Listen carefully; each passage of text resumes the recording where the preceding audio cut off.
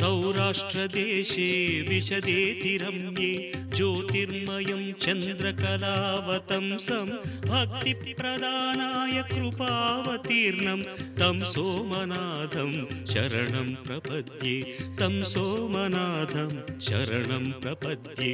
श्रीशैलसङ्गे विबुधातिसङ्गे तुलाद्रितुङ्गेऽपि मुदा वसन्तं तमर्जुनं मल्लिकापूर्वमेकं नमामि संसार समुद्रसेतुं नमामि संसार समुद्रसेतुम्।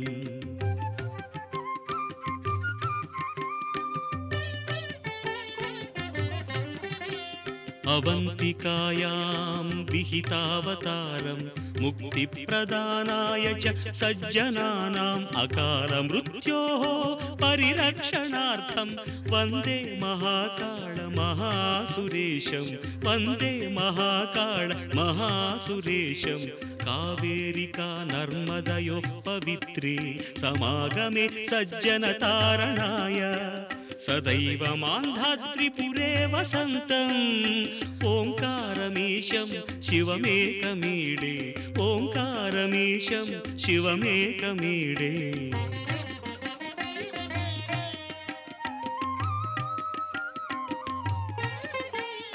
पूर्वोत्तरे प्रज्वलिकानिधाने सदा वसन्तं गिरिजासमेतं सुरासुराराधितपादपद्मं श्रीवैद्यनाथं तमहं नमामि श्रीवैद्यनाथं तमहं नमामि।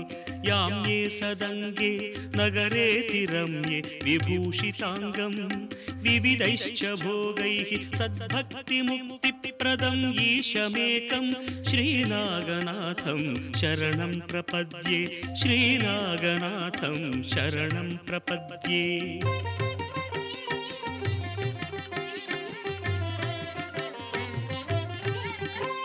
महाद्रिपार्श्वे च तटे रमन्तं सम्पूज्यमानं सततं मुनीन्द्रैः सुरासुरैर्यक्ष महोरगाद्यैः केदारमीशं शिवमेकमीडे केदारमीशं शिवमेकमीडे। सह्याद्रिशीर्षे विमले वसन्तं गोदावरीतीरपवित्रदेशे यद्दर्शनात् पातकम् आशुनाशं प्रयाति तं त्र्यम्बकम् ईशमीडे प्रयाति तं त्र्यम्बकम् ईशमीडे।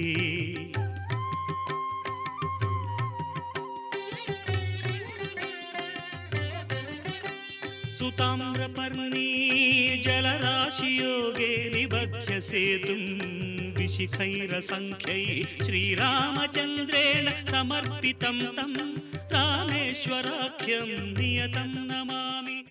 మనం ప్రతిరోజు కూడా కార్యక్రమాన్ని ప్రారంభం చేసుకోబోయే ముందుగా దృష్టి దోషాల గురించి తెలుసుకుంటున్నాం కదా.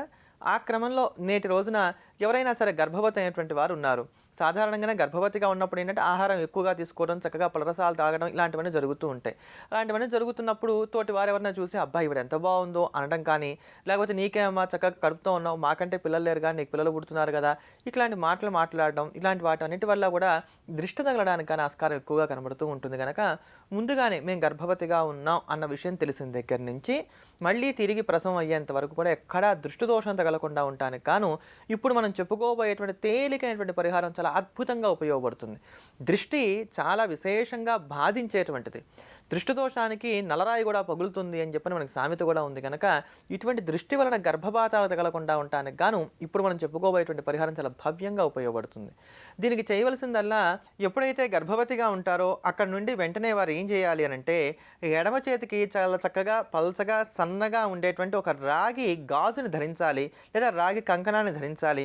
అలానే భర్త తన కుడి చేతికి ఒక రాగితో చేసినటువంటి కంకణాన్ని ధరించాలి. స్త్రీలేమో ఎడమ చేతికి రాగితో చేసినటువంటి ఒక గాజులాగా సన్నగా ఉండేటువంటి ఒక కంకణాన్ని ఎడమ చేతికి ధరించాలి. పురుషులేమో తమ కుడి చేతికి రాగి కంకణాన్ని ధరించాలి. ఇది వినటానికి చాలా చమత్కారంగా కనబడుతున్న ఫలితాలు ఇవ్వడంలో మాత్రం అద్భుతంగా పనిచేస్తుంది. ఇప్పటికే మా గర్భధారణ జరిగింది, మేము 4వ నెలలో ఉన్నాం, 5వ నెలలో ఉన్నాం అనుకునేటువంటి వారు అయినప్పటికీ కూడా దీన్ని చక్కగా ప్రారంభం చేసుకోవచ్చు. దీనివల్ల దృష్టి దోషాలు లేకుండా గర్భవతులు సంరక్షణగా ఉండటానికి, అంతేగాక చక్కటి సుఖప్రసవం కావడానికి కూడా ఇది చక్కగా ఉపయోగపడేటువంటి ఉపాయం అని చెప్పుకోవచ్చు. అంతటి భవ్యమైనటువంటి తేలికమైనటువంటి పరిహారం ఈ పరిహారం. అదే ప్రకారంగా నేటి రోజున మనకి మంగళవారం అనగానే మనందరికీ కూడా గుర్తుకు వచ్చేటువంటి దైవం సాక్షాత్తు రామదూత అయినటువంటి ఆంజనేయ స్వామి వారు. ఆంజనేయ స్వామి వారి యొక్క పరిపూర్ణమైనటువంటి అనుగ్రహాన్ని మనకు అందించేటువంటి భవ్యమైనటువంటి స్తోత్రాల్లో పరమోత్కృష్టమైనటువంటి స్తోత్రరాజమే హనుమాన్ దండకం. శ్రీ ఆంజనేయం ప్రసన్నాంజనేయం మహాదివ్యకాయం ప్రభాదివ్యతేజం నమో వాయుపుత్రం భజే బాలగాత్రం అంటూ సాగేటువంటి ఈ స్తోత్రాన్ని కనుక పొద్దున్న సాయంకాలం 2 వేళలా కూడా చదవడం అలవాటు చేసుకోగలిగినట్లయితే కనుక మనలో ఉండేటువంటి నిష్కారణమైనటువంటి భయాలు ఏవైతే ఉన్నాయో ఇవన్నీ కూడా తొలగిపోవడానికి గాను ఆస్కారం ఏర్పడుతుంది. పరమాత్మ యొక్క పరిపూర్ణమైనటువంటి అనుగ్రహాన్ని మనం కలిగి ఉండి ఎప్పుడు కూడా ధైర్యంతో సాహసంతో వర్ధలడానికి గాను ఆస్కారాలు ఏర్పడతాయి. అంతేగాక ఆంజనేయ అనుగ్రహం కారణం చేత శ్రీరాముడి యందు అచంచలమైనటువంటి భక్తి కూడా ఏర్పడడానికి గాను ఈ స్తోత్రం ఎంతో దోహదపడుతుందని చెప్పని దీనికి ఉండేటువంటి ఫలశ్రుతి మనకు తెలియజేస్తోంది. అందుకనే పూర్వం ఇంట్లో పెద్దవాళ్ళందరూ కూడా సాయం వేళ సంధ్యాదీపం పెట్టగానే మాకు ఎటువంటి దోషాలు కూడా తగలకూడదు, మాకు ఎటువంటి భయాలు కూడా ఉండకూడదు, ఎటువంటి దృష్టి దోషాలు మనం బాధించకూడదు అని చెప్పని ఆంజనేయ స్వామి వారికి నమస్కారం చేసుకొని ఈ హనుమాన్ దండకాన్ని కంఠతః పారాయణ చేస్తూ ఉండేవారు. అంతటి భవ్యమైనటువంటి ఆ ఆంజనేయ దండకాన్ని శ్రవణం చేద్దాం, ధన్యులమవుదాం.